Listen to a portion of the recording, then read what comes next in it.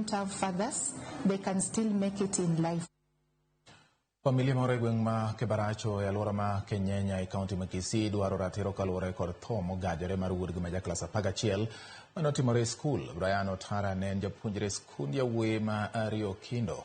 Ne owito ngimane jumbe manok bang' yepo e tam mokwongo. Cleophas Oluoch nigi mathoth.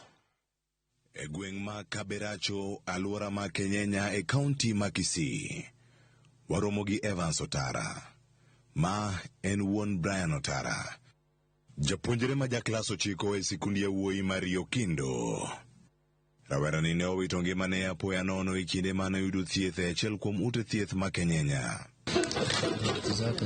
Kae wuon-gi nono gigo manotiyo godo e sikul. En lit makende. Lit gi kuyo kwa kanyuola mare.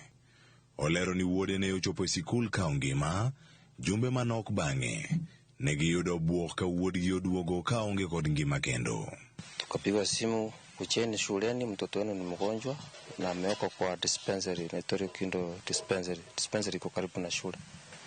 So jumi sikuwa karibu, nilifanya kuongea na mama mtoto, akachipanga, akakimbia shuleni kujua vile hiyo ripoti tumepata kuhusu mtoto wetu ni mgonjwa.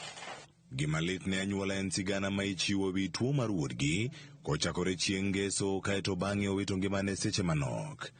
Mingi ne oneno gigi duto. Kufika huko nikapata mtoto is seriously sick. Breathing yake ilikuwa mbaya. Nguo zote sasa zilikuwa maji mpaka maji inamwagika chini. Sasa nikashindwa, nikaanza kuitana wa mama, nikawaambia wanisaidie. Tungeomba mashule zetu siweze kuwa makini wakati mtoto amesikia vibaya, inafaa mtoto atolewe immediately kwa shule apelekwe kwa hospitali. Kata kamano, tend sikul mar Rio Kindo bende onyiso kuyo margi kaluwore gi tho ma kamano ka giwacho ni japuonjre no ne owito ngimane ka oyudo thieth ma opogore gi weche maliekore e mbui ni ne otho e od nindo mar sikul.